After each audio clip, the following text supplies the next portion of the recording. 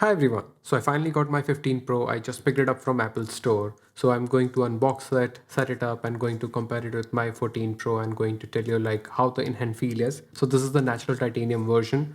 This is the normal 128 version because I don't need a lot of storage. I only have like 30 GB storage or 40 GB storage full. I usually use iCloud.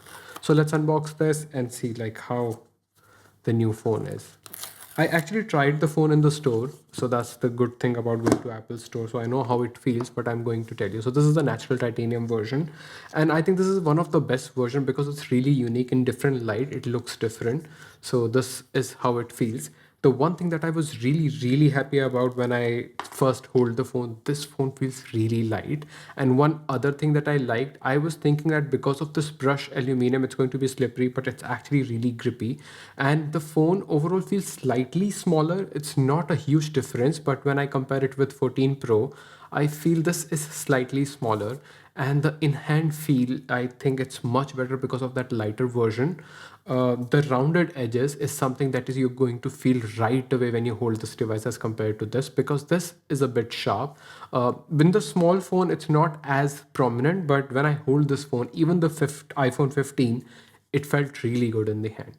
So let's turn it on and set it up, and let me transfer everything from my 14 Pro to this. I also have eSIM, so I'm gonna see like how that experience is, and I'll come back. So I tried setting up the phone from my previous phone and it was just not doing it. So I ended up doing it with iCloud. Now I'm trying to set up the eSIM, but I think it's not supported. So I need to generate the QR code again and do it like that. Otherwise, the difference is going to be in the in-hand feel, which I already told about. And another thing is going to be the bezels. As you can see, the bezels difference. This feels a bit small phone as well, and it looks nice, but if you can only notice it when you use them side by side. But when I opened it, I didn't feel it, and when I was trying it on the store as well, this is not the first thing I noticed. So for that, it's not going to be a huge upgrade as well. The difference between these two phones is going to be, another thing is going to be the action button. So if you press and hold the action button, this is going to be the silent switch. You can change it, but you can only perform one action, and I'm sure you have seen a lot of videos what this can do. For now, I'm going to keep it like that, and in future if I want to change it, I'll try that. So that's one thing. My apps and everything is going to download, and it's going to take some time, so let it do that. The other thing I want to check is the camera. I did enable the Pro Max and everything in the settings, so you need to enable it to just get the raw picture. For the video as well, if you want to record ProRes, you need to click on it. As it is the smaller variant, it can only record 4K and 80, but if I need that, I need to probably connect a hard drive. So let me do that and try to enable it.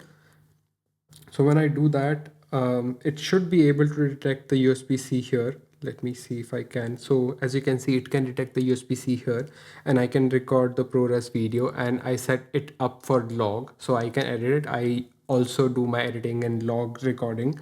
So this is going to help me as a content creator, but otherwise if you don't use it, I don't think there is any reason to upgrade from 14 Pro or even the 13 Pro. The camera quality is not going to be hugely different.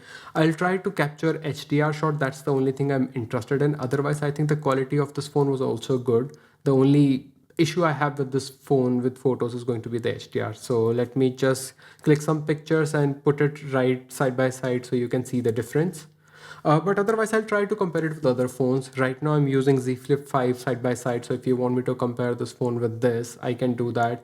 They both are $1,000 phone in US, but in different countries, the price difference is going to be huge. So you guys let me know if you want to see the comparison between these two. So for this video, this is enough. I am going to take some time to test this phone and give you my review. I might not compare it with 14 Pro because the phones are kind of similar apart from USB-C and titanium body, which is like outside difference. The experience is going to be similar. So let me see if I find something else. I'll share that in my review. But for the comparison, I think the camera HDR is the only thing I wanted to test. Do let me know if you have anything, or is there anything you want to know. Oh, did you see the new animation? Let's see how the experience is going to be with 15 Pro. My name is Rohit. As an excellent, till then, bye bye.